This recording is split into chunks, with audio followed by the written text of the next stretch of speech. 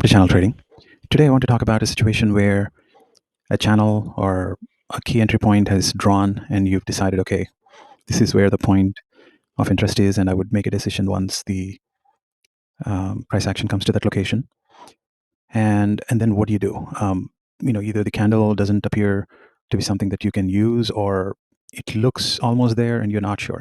You're about, you're not 70-80% sure. You're maybe 40% sure. In those situations, what do you do?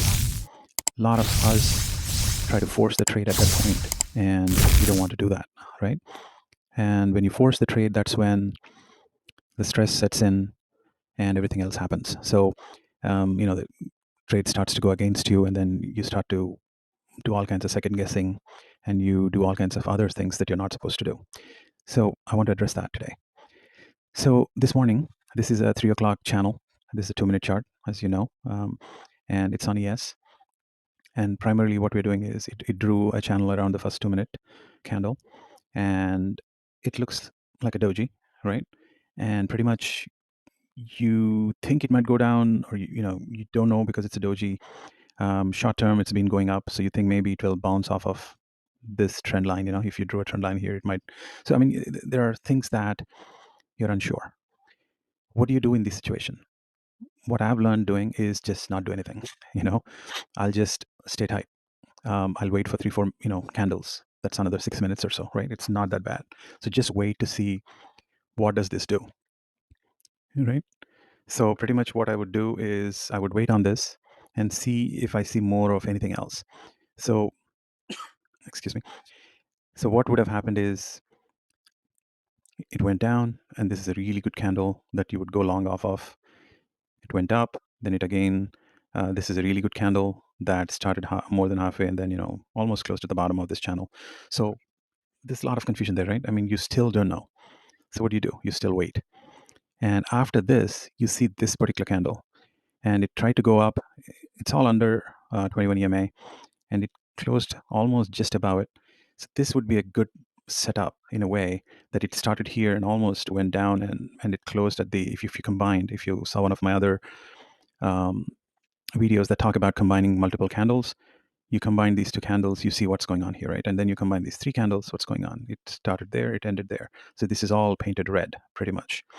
So I would go short here after all this, because that's fairly convincing at that point, right? You have 2 minutes to make your decisions, analysis, and whatnot. So that's the time you're not really leaning one way or the other. All you're doing is, I'm just going to look at this on a per candle basis and compare it to what's happened prior to this, and you have 2 minutes to make the decision. So that's what you're doing here. So this whole thing is painted red, and at a minimum, then I would go short there, get my 3 points and whatnot here, and then get up. Okay, because there is a big support here, because this is like a daily pivot, and pivots one way or the other. Your first assumption should be, if the price action is approaching from the top, pivot would react in some way or form, right? That's your first assumption. So you want to take your profits just before the pivot, somewhere here, and don't even wait till the pivot. Just take it about that. So that's the whole point. Is, to summarize again, is to say, hey, I'm getting to the point. I drew this channel, and what exactly should I be doing at this point? And if I got a really red candle that opened somewhere here, or even this candle, if it closed at the very bottom, it would give me an impetus to just go short, sorry. But in this case, the way it closed, it's acting more like a doji in my mind. And in that case, I would just not take a trade. I would just wait for 3, 4 more candles to appear and give me more info. The whole point is to wait for more information so you can take a better decision. And the only way you can make a better decision is to wait and to get more info. If you don't get it still, then you just don't take a trade. That's the only way you'll avoid forcing the trades, and it will give you a conviction. How to enter, when to enter, and when you enter, you are entering with conviction, so you don't stress too much, and you know exactly where to get out. Okay. Hopefully this was helpful. Thank you so much. Please share and like and subscribe.